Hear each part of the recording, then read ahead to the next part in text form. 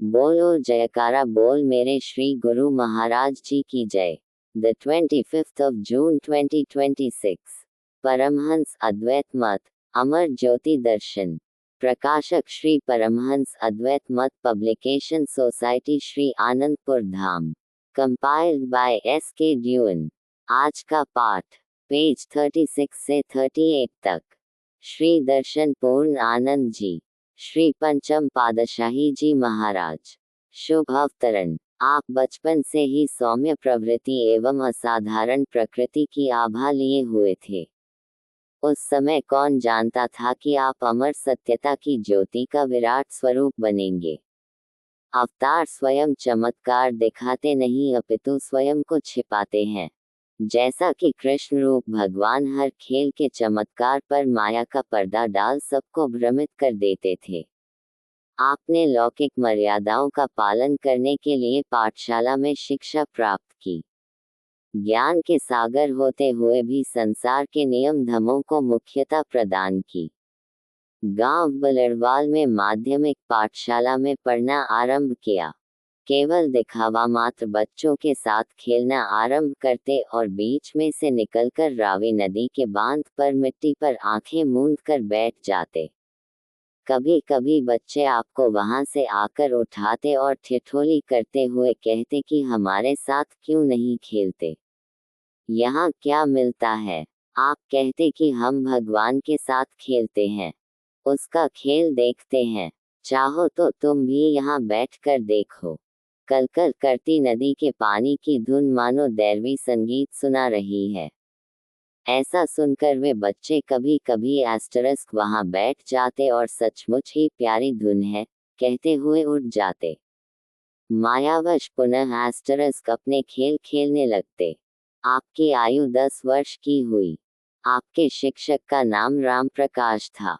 वह भी भक्ति भाव रखने वाला पुरुष था। वह सोचता कि इन्हें देखकर ऐसे लगता है कि इनके अंदर दैवी शक्ति है। कक्षा में भी शांत एकांत एकाग्र और पढ़ाई में सबसे आगे। जब भी देखो छुट्टी होते ही नदी पर चले जाते हैं। कई बार आते जाते देखा है कि समाधि लगाए बैठे होते हैं।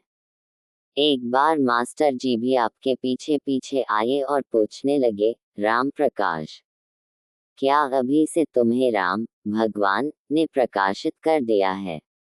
अभी तो तुम्हारे खेलकूद आमोद प्रमोद के दिन हैं, हमें भी कुछ ज्ञान कराओ। आपने विनम्रता से कहा, आपकी शिक्षा से मैं शिक्षित हो रहा हूँ। आप ही कहते हैं कि संसार भगवान का खेल मात्र है। आप शिक्षक गुरु हैं। मैं तो एस्टरिस्क आपके द्वारा दी गई शिक्षा से उस खेल को देखने यहाँ आता हूँ, उसे अनुभव करने का प्रयास कर रहा हूँ। प्रकृति का कण कण उसके दिव्य तेज से कैसे अनोखे खेल खेल रहा है। चांद, सूर्य, बादल, धूप, छाया क्या अनोखा खेल है। सब समय में बंधे हुए अपना अपना कर्तव्य निभा रहे हैं।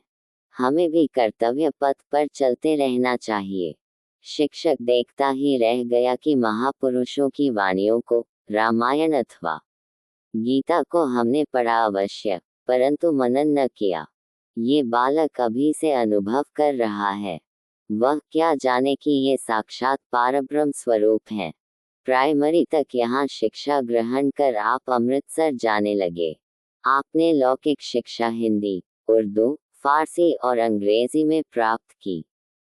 सन 1944 में आपने मैट्रिक पास कर ली। महाप्रभु जी गणित में अत्यधिक प्रवीण थे। इस संदर्भ में आपने स्वयं फरमाया था कि हमारे गणित के अध्यापक हमें छुट्टी वाले दिन भी बिना फीस के पढ़ाया करते थे। एक दिन बच्चों ने मिलकर छुट्टी कर ली और एस्टरिस्क कोई भी पढ़ने न गया। अगली बार जब बच्चे उनके घर पढ़ने गए तो उन्होंने एस्टरिस्क समझाया कि वह तो उनके भले की सोचते हैं। हमने उस दिन से ये प्रण कर एस्टरिस्क लिया कि बाकी बच्चों में से कोई जाए ना जाए लेकिन हम तो अवश्य जाएंगे। शिक्षा ग्रहण करने के लिए शिक्षक के प्रति श्रद्धा और जीवन में अनुशासन अत्यावश्यक है। आपने पुनः कभी छुट्टी न की और गणित में आप सदैव सर्वोपरि रहे। आपके बड़े भाई कलकत्ता में दुकान और व्यापार करते थे। आप सांसारिक कार्य व्यवहार करते हुए निर्लिप्त रहते। आपके घर के सभी सदस्य मानो त्याग की मूर्ति थे। अत्यधिक हास विलास उन्हें पसंद नहीं था। आप 1946 में एक बार कलकत्ता गए, परंतु वहां सत्संग का साधन प्राप्त न होने के कारण पुनः पंजाब लौट आए। आपको आत्म अनुभूति तो थी, परंतु लोक मर्यादानुसार अपना कर्तव्य गुरु शरणागति, नाम दीक्षा, गुरु आज्ञा पालन एवं आदर्श गुरु भक्ति को मुख्यता देते हुए संपन्न किया। अगले पाठ में गुरु दीक्षा, पेज 38 से आगे। बोलो जयकारा बोल मेरे श्री गुरु महाराज जी की जय। Compiled by S.K. ड्यून।